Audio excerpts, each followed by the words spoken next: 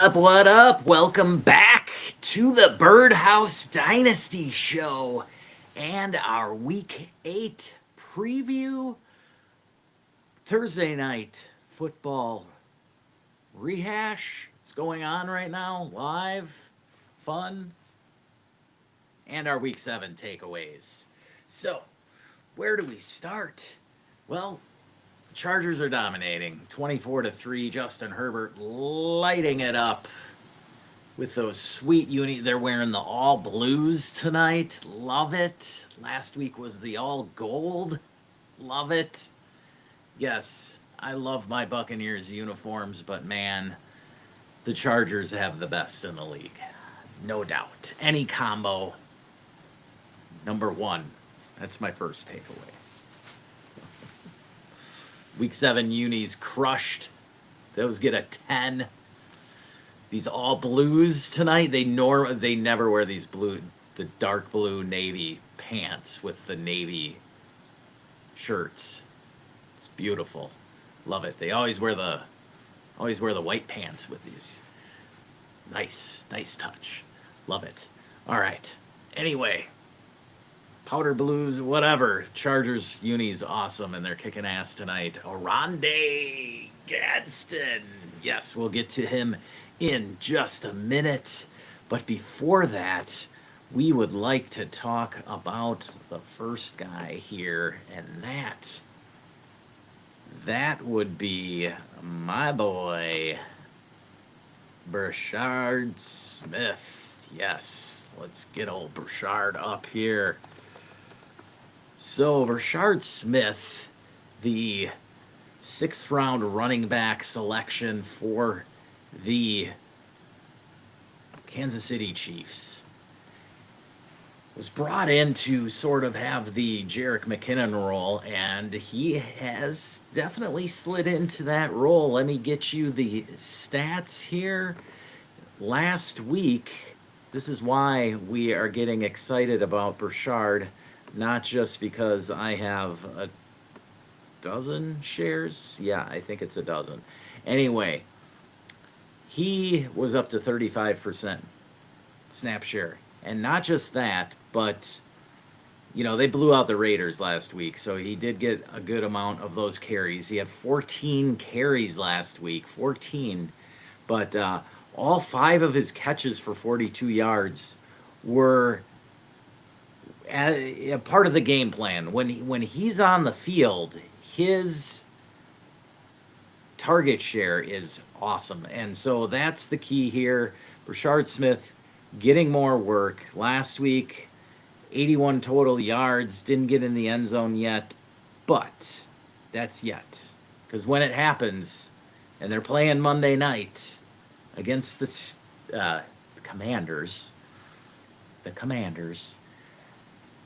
when it happens on Monday night, then he is going to skyrocket. And if we have a Kareem Hunt injury, Isaiah Pacheco injury, it's wheels up for my boy Brashard. So get in while you can. You should have your roster construction set up so that you can churn and burn that bottom of your roster. Just know that if you're any in my leagues, he's not available. But all those other leagues out there, yes, he might be available for you. Even I'm talking redraft, because, dude, if he starts catching the ball at any higher of a rate, here's the problem for Mahomes. The problem is that his production going up might steal some of Mahomes' rushing yardage. You know what I'm saying? Because he will be essentially, it's an extension of the run game. And so rather than Pacheco just slamming into the line and not getting anywhere, although the Chiefs are looking better, but Brashard Smith on these swing passes is going to be just an extension of that run game, and therefore it will limit the amount of times that Mahomes is leading the team in rushing. Okay, that's the point here. He's leading the team in rushing, and by less dropbacks that do not have a pass attempt, i.e., a run by Mahomes, by more of his dropbacks leading to pass attempts, he's going to run for less yardage. Okay, I know this seems like a technicality, but if that adds up to, if that amounts to 20 yards per game, that's 2 points, right? There's a big difference there. So I'm just saying, Rashard Smith's production level could limit Mahomes' rushing ability. But who knows? He might get in the end zone, so then it might even itself out. Bottom line is, go out there, get Rashard Smith if you can, get him thrown into the back end of a deal, but don't get rid of him just yet. No. If there's others onto him, you can use him as a trade piece. I don't have a problem with that because hype is starting to build for him. So there might be somebody that's overhyped on him. I don't know. Nobody's giving you a first for him, but if you can get a second for him, I'd be okay with that. Jerick McKinnon was never like a top 10 back. He had that one run at the end of what was it, 3 years ago, where he blew up in the fantasy playoffs, and everybody loves that. But Rashard Smith's 22 years old. Like, he could be the Jerick McKinnon for years. So I don't know. I am all over loving him, and the Chargers defense is running one back. Yes, it is the Carson Wentz experience tonight for the Vikings. I don't know what they plan on doing here. Yeah, oh no, it's coming back. Okay, so there's a penalty. It's coming back. Oh, excuse me. All right. Moving along here. Moving along. Yes, I love Rashard Smith. Okay, you get it.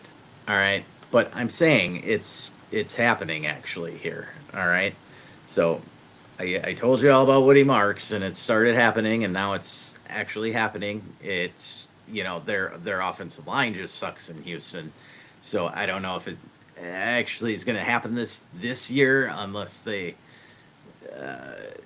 make a trade for an offensive lineman. I don't know what they need to do to help that offensive line, but C.J. Stroud and Nico Collins, they're all in trouble there. So the real Woody Marks breakout might not happen until next year, but still, hang on to him because he's good. All right, next up. Now this one. I mean, if you're watching the game tonight, you know already the Arande Gadsden train has left the building, because if you don't have him, you ain't getting him. All right, this was the last week to get him. Tonight, dude, this guy didn't even play weeks 1 and 2, and he's already tight end 17. He might be a top 10 tight end by the end of the night, because who knows? If the Vikings can score here and make it somewhat interesting, the Chargers might have to keep throwing. He's up to 5 for 77 after going 7 for 164 and a touchdown last week. 5 for 77 on 5 targets and a touchdown tonight on the opening drive.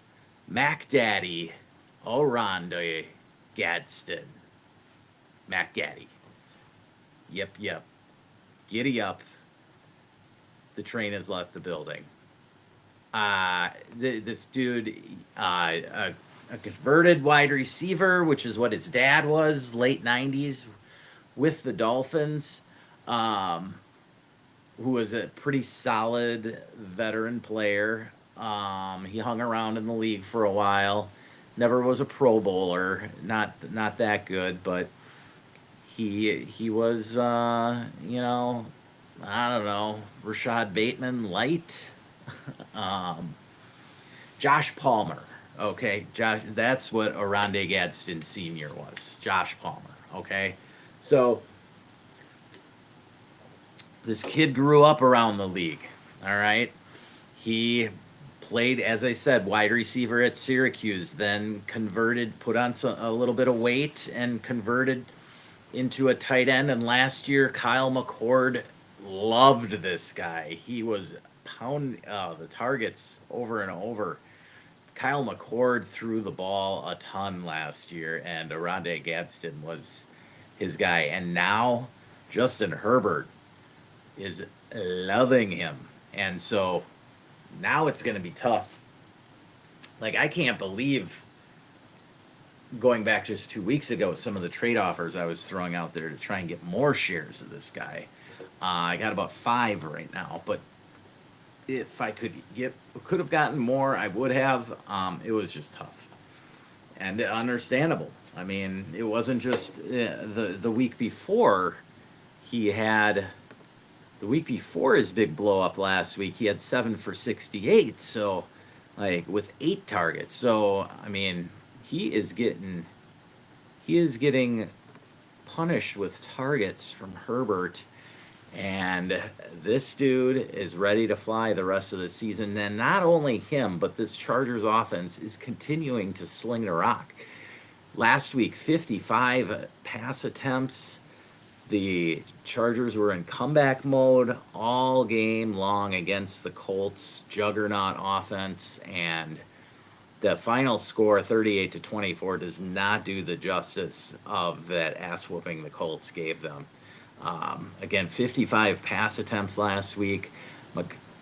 McConkey lit it up. McConkey had 15 targets last week.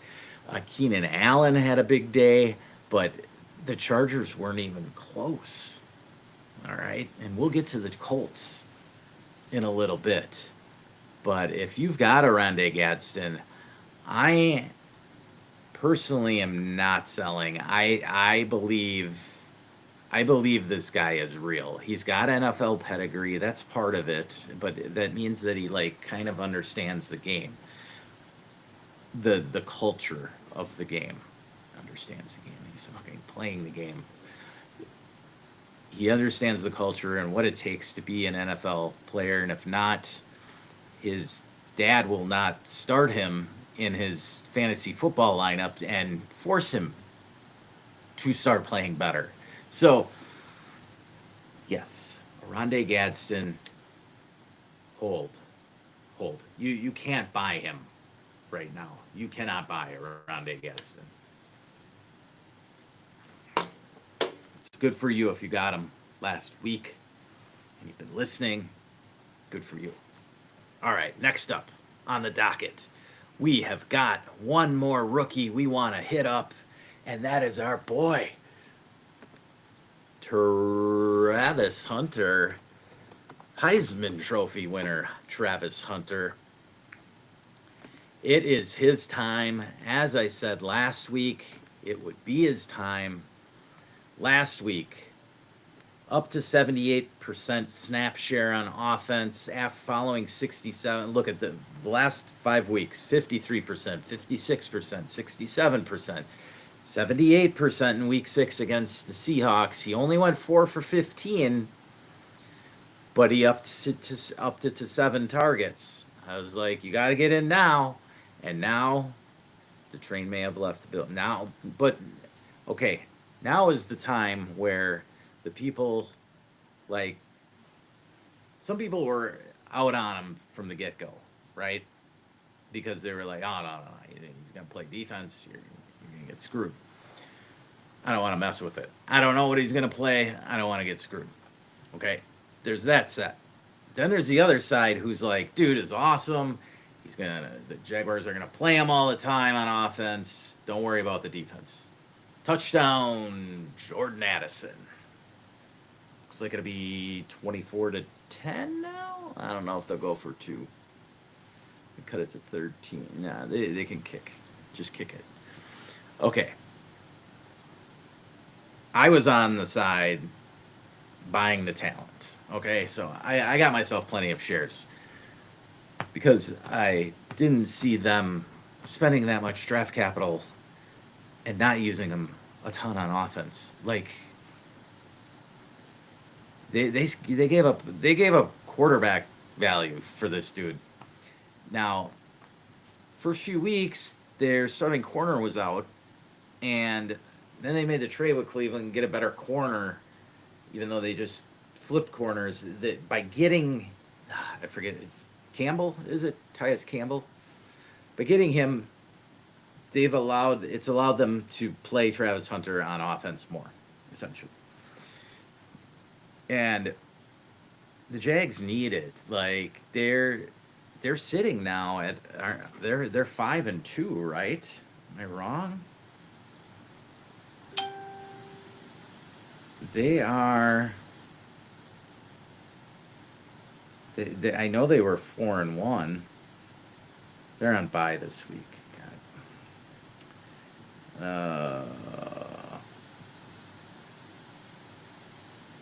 Well, whatever their record is, I'll find it in a second. 4-3 now. Okay, so they've lost 2 in a row to the Rams and the Seahawks, 2 teams that are, well, slightly just basically better teams than them. They beat the Chiefs the week before that, though, who are turning things around. They beat the Niners the week before that. They beat the Texans the week before that. These are all teams that could be playoff teams. Like the Texans, I don't know what they're going to do with the Texans. They lost to the Bengals, and they beat the Panthers. So coming out of the gate, out of the bye, they get the Raiders, then the Texans, then the Chargers. Texans-Chargers will be tough. But then they get the Cardinals and the Titans, followed by the Colts, but then the Jets, followed by Denver and the Colts and the Titans. They have 1, 2, 3, 4, 5 games, 5 out of their last 10 games. Half of them are against under 500 teams that are like in the race for the 101. Okay? Vegas, Cardinals, Titans, Jets, Titans again. Like those 4 teams, so they get the Titans twice. Those 4 teams, though, all could end up with the 101 in the real NFL draft this year. Okay? Let's just put that in perspective. So I don't know if the Cardinals can get down there. If they throw Kyler Murray back in there, the Cardinals might get back down there. But as long as Brissett's out there, they might win too many games. Okay, back to Travis Hunter. So, yeah, Travis Hunter finally got in the end zone over in London against the Rams. Ended with 8 catches for 101 yards, 14 targets. That's the key. Brian Thomas had half of that this week. And as I've talked with my boy, Matt English, Brian Thomas is not an alpha wide receiver. He got a ton of targets last year when Mac Jones was running the show. I didn't want to believe it. Matt kept telling me that's what happened. I thought that when Trevor Lawrence figured things out, he'd throw it to the big dude, right? But then they drafted Travis Hunter. And yes, Travis Hunter may have played under Deion Sanders, and he has enough self-confidence, but he's not annoyingly egotistical. I don't know how. Deion kind of puts people off, right, with his bravado, blah, blah, blah. I'm a Florida State guy, and Deion's definitely not my favorite guy from Florida State. He gives a little, I don't know, don't love him. But I think he was a very awesome player, no doubt. One of the best corners, the best cover corner. If you want to go all-around corner, you can talk Rod Woodson, Charles Woodson. There's a couple other dudes that could tackle much better and were better all-around corners than Deion. But as far as cover corners go and what that did for a defense, the thing with Deion, he didn't have to tackle because the other opponents never were on his side of the field. So anyway, back to Travis Hunter here. He's playing offense, he's got no ego, but he has that alpha dog mentality, and he can consistently demand 10 plus targets. And the Jaguars are figuring it out, and it's going to continue. And so right now is the train has not left the building yet on Travis Hunter. You could still get in now. You could still potentially sell an older vet. You could still get away with, like, I don't know, Devontae Adams and Javonte Williams, right? You could, maybe you got to throw in a pick, not a good pick, but whatever. The point being, if you're a rebuilder, go after this guy. All right. I'm not saying throw 2 plus firsts. No, you could still get him for like late first value. All right. Go get Travis Hunter. Boom. All right. Next up. What's the next take? Who do we want to go? Okay. Let's shift. We're going to shift over.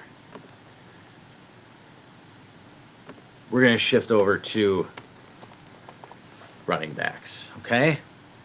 We're going to talk a little Saquon Barkley. And, you know, Saquon was pretty damn good last year, right? He was running back overall, number 1, 2,000 yards, Eagles Super Bowl. Yeah, did you buy into that hype going into this year? I sold Saquon. Not in all the leagues. I still hung on to him. I'm not saying I was all out. No. Wasn't all out. Okay, I was not predicting that he would be running back 16 at this point in the season. Okay. But the key is, where's he going to finish? Okay, what is he going to do this second half of the season? Right? Is he going to continue to just be middle of the road? I mean, look at these rushing yards. He has not hit 100 yards. He's not even coming close to 100 yards. Like, his best since week 2, 88 yards against the Chiefs. His best performance is 58 yards against the Giants in the Jackson Dart show 2 weeks ago, Thursday night. And they get the Giants again this week. Some people were like, oh, well, he's getting more targets. He's gotten 5 targets twice. He got 4 targets once. Otherwise, like, dude, I can count this on my 7, 12, 16, 22. He's got 23 targets on the season. Okay. I don't know. I don't know. Now, the Eagles' offense, Jalen Hurts has begun slinging it around a little bit more, you know, the last couple weeks, especially this last game. Devontae Smith was awesome. A.J. Brown got back in the end zone. So they're figuring out ways to win games without Saquon.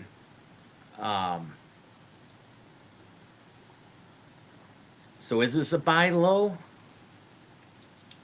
I don't know. I would go after guys ahead of him first. Like, I want McCaffrey. I want Bijan. I want Gibbs. I want Taylor. I want Achane. I want Judkins. Okay? Those are 6. That's 6. Jacobs. I want Jacobs. That's 7. That might be about it. Bucky. I'd buy Bucky over Saquon. That's for sure. Bucky's going to be back. Tampa's got a New Orleans this week, then a bye, and then it's wheels up for Bucky. He's coming back after the bye. That's what they've been targeting. He's coming back after the bye. I don't know that there's any other. James Cook.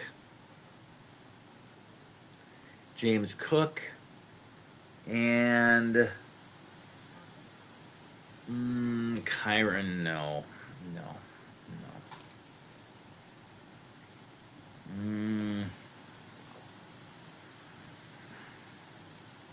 Yeah, that's about it. So I got eight. What did I name? Eight? Eight backs? Eight or nine with Cook and Bucky.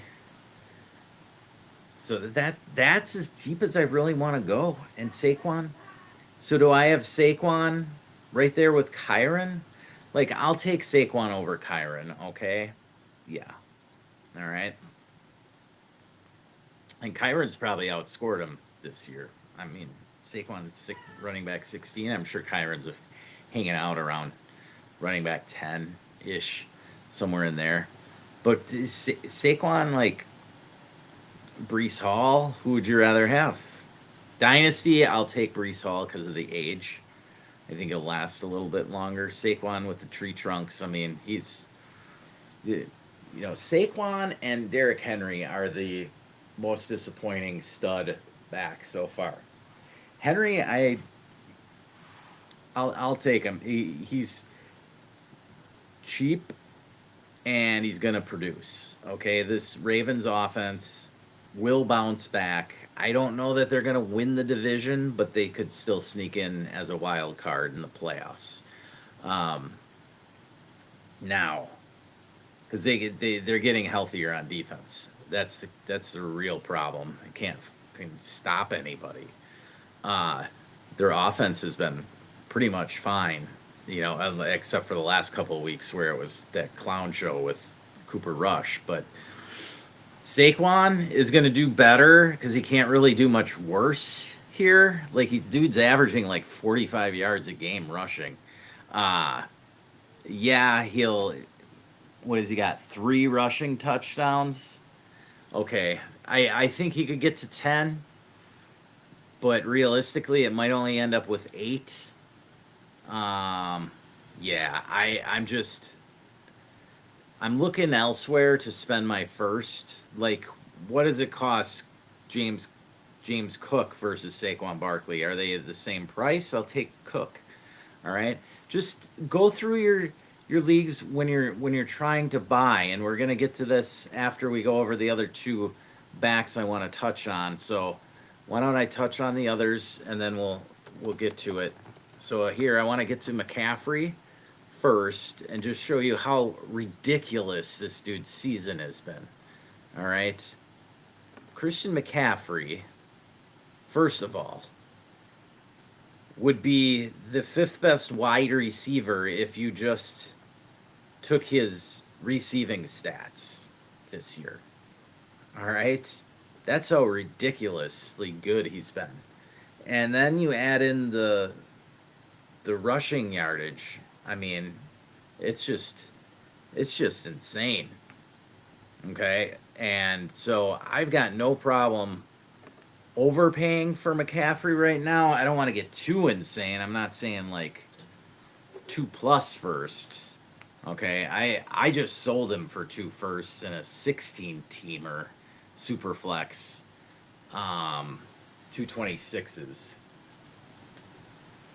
on a team that I decided to go backwards. I was like in 9th or 10th place, and my total points were probably 11th or 12th. So, yeah. And I had McCaffrey and Derrick Henry. I was able to sell them both today. McCaffrey, I got 2 firsts. Henry, I got a 27 first and second. So the market is still there. You just need to be aggressive. I was the one that made the offers, okay? I was the one that put that offer for Henry out to 9 or 10 people in the league, all right? That's how you get it done. You don't get it done by throwing the guy's name out on the block and then being like, dudes, nobody wants to trade in this league. Like, this sucks. No, that's not how you get shit done, all right? You have to be the aggressor. You want to get it going in the right way. You have to be the aggressor. Christian McCaffrey is just boss. Like, he, over the last, what was the stat I heard? Over the last, like, I don't know, 50 games he's played, 90% of them he's finished top six, I think it was, in the week, right? Just insane numbers, insanity, the consistency. Like,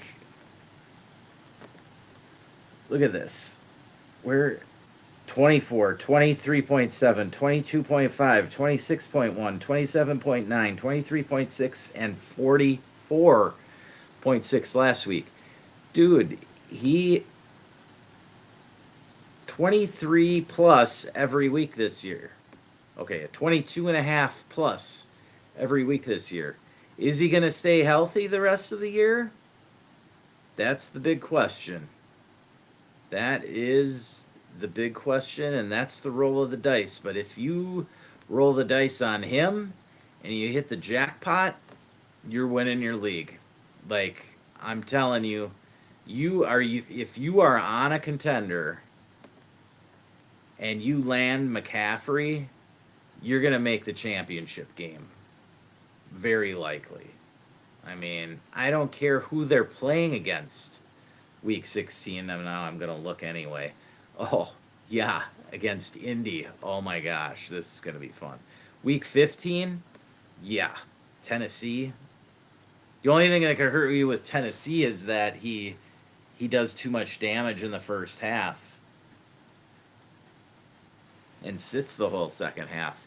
But Shanahan wouldn't do that. He'd put the pedal to the metal in the third, make sure it's over, then give it to Brian Robinson in the fourth.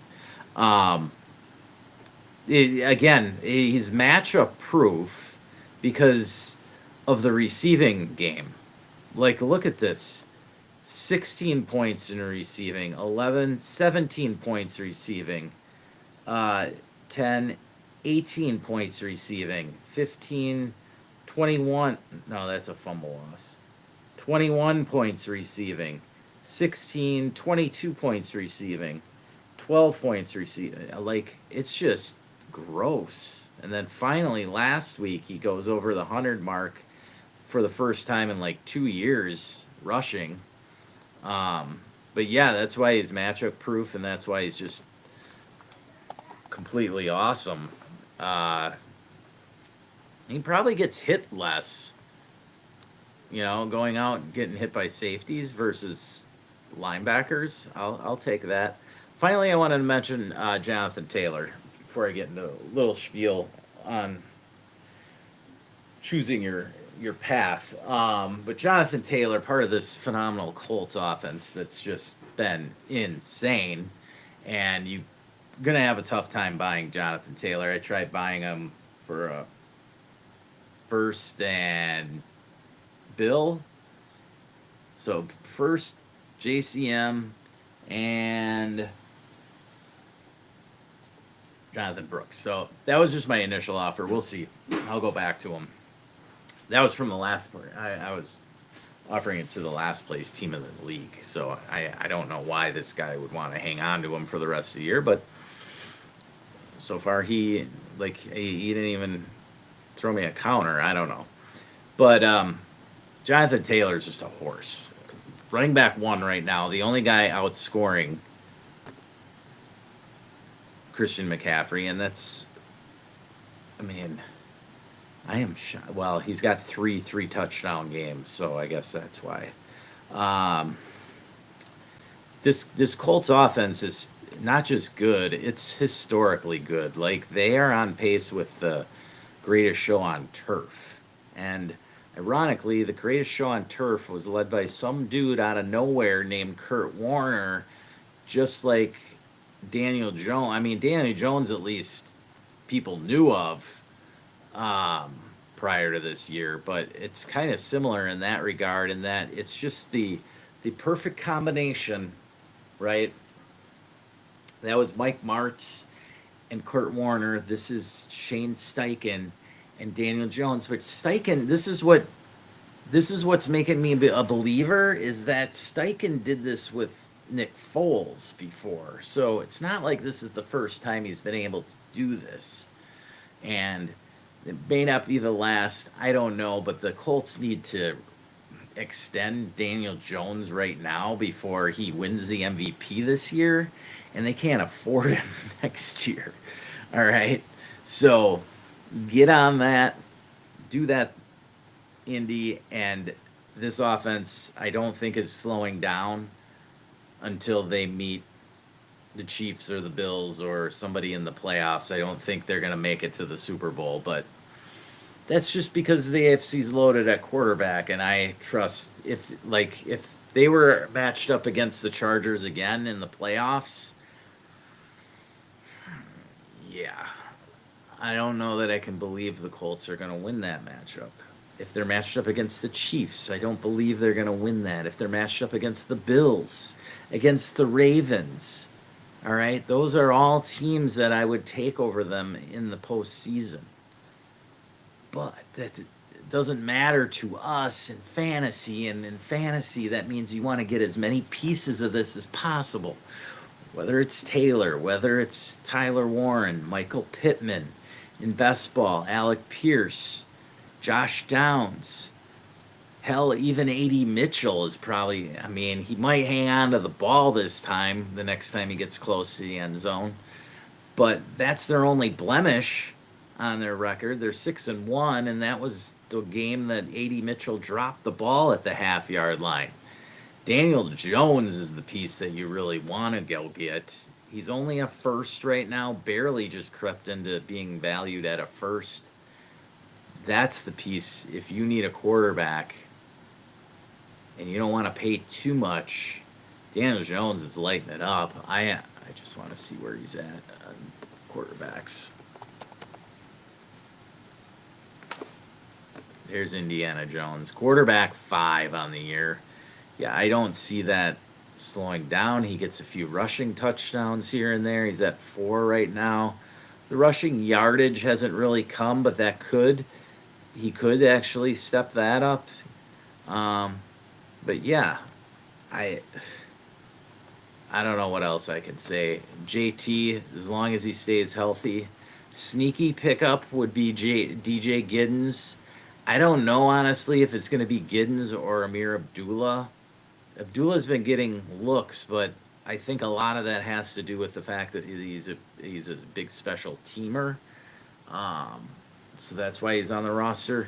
So DJ Giddens is a huge cheap stash in case of injury to Jonathan Taylor. And you laugh now, but JT goes down week 15 and he's out going into week 16. You better be sure to, I guarantee whoever's starting in that backfield is a starter in fantasy, okay? I'm just saying. So DJ Giddens is super cheap. He's disappointed whoever his owner is because they were thinking that they were going to get like Jonathan Taylor. He can't catch the ball. DJ Giddens is going to get some work. Now, nope.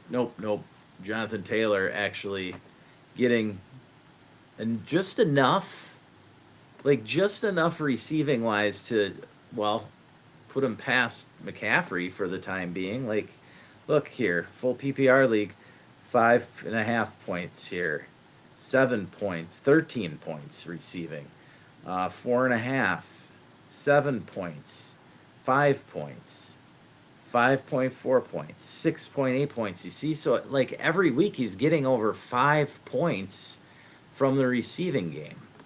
And that's Daniel Jones dumping it off, veteran, making it happen. I'm buying into him for the second half of the year, and you should too. All right? And that's where I want to get into my final thoughts. Okay, let me get a real layout here. My final thoughts heading into week 8. Okay, we're at the midway point. All right, and if you're 0-7 or 1-6 or 2-5 or 4-10 or 3-11, let me tell you, if you're even 5-9, it ain't happening this year, okay? It ain't. Look yourself in the mirror and realize it ain't happening. You got to go the other way. You got to go the other way and start making deals. Deal your veterans that are scoring points. You don't have to deal away your core pieces. I'm not saying blow it up with Roma Dunze throwing him out. You don't have to trade Amon Ra. You don't have to trade your studs. If you got a core of 5, that's the number I like. A core of 5, maybe it's 6 for you. Don't trade away Travis Hunter. If somebody wants to buy Brian Thomas from you, somebody wants to buy T. Higgins from you, that's fine. Okay? Those guys are not your core. All right? When I'm talking core, I'm talking elite players, top 10 players at their positions, top 5 tight end wise. Tight end wise, you could go ahead and deal. Now, Tyler Warren, I don't know. I'd hang on to. Brock Bowers, it depends, okay? But I'm talking wide receivers. You got a top 10 wide receiver, hang on to them, all right? Unless you got one and you're flipping and getting Malik Neighbors. I'm good with that. Running backs. If you got a productive running back, go ask for Omarion Hampton, okay? Just think a little here. Get points off your roster. You can improve your draft pick. Just don't get too crazy about it. You don't have to trade your whole team away to get the 101, all right? There is no savior in this upcoming draft in 26, all right? There's a good running back, Jeremiah Love out of Notre Dame. He's basically the top guy right now. I don't think he's that great. Could he be Omarion Hampton? Maybe. That's about where he's at, all right? This dude. Quarterback-wise, you got a bunch of guys that are like Jackson Dart or Spencer Rattler, somewhere in between there, okay? So yeah, there's no saviors in this upcoming draft. It really doesn't matter if you're picking 102 or 105. So that's not a huge thing. But they do matter when the draft comes up. Because people are going to want to move up. If they're sitting at the 106 and they want their guy that they saw ran, whatever, they want him at 102, they're going to go get him. Jordan Dyson, good wide receiver out of Arizona State. He could blow it up at the combine. I don't know what's going to happen. All right. Whoever has the 102 is better than the 103. Whoever has the 103 is better than the 104. I'm just saying, do things that are smart. Like, if you're 4-10, you're not going to win it this year. Trade away Devontae Adams and get something for him while you can. Okay? And if you really want him, you can get him back for less than what he costs right now next off season. Okay? Boom. That's it. Make up your mind. Go out. Get those hammer running backs that I talked about. McCaffrey, Bijan, Gibbs, Taylor. All right? Those 4. Start there with those 4 and work your way down. All right? After James Cook or Saquon, no thanks. You could, last resort, you could go Saquon or Kyron Williams, I guess. But man, if you gotta go down and reach for Breece Hall, that's really pushing it in my mind. Now Breece Hall might get traded somewhere else, and then it could look good. But after that, don't go after DeAndre Swift. I mean, yeah, in a best ball, I did just buy Aaron Jones at about 6:30 for Isaac Tesla in a best ball format. Okay, that was a cheap way. That was best ball though. Okay, Aaron Jones is going to have a couple of good weeks. He's not doing it tonight, that's for sure. But the Chargers are a damn good team. They could be a Super Bowl team. We'll see. We'll see. And let's get ready for Week 8. We got more action. Thank you for watching tonight. Check out the Patreon, patreon.com/Birdhouse Dynasty Show. Check me out on Twitter, X, whatever you want to call it, CLemke007_FF. And get your roster reviewed. buymeacoffee.com/Birdhouse Dynasty Show. I will hit you back with a roster review. Just give me a little a coffee. Yeah. The Patreon's just $3 a month. Get my rankings there. Enjoy it. Throw any questions. The chat is the key there. That's where we help you with your trade questions. That's where I get my trades from for my trade show. Boom. Thank you for joining tonight. And enjoy week 8. And remember to never stop working.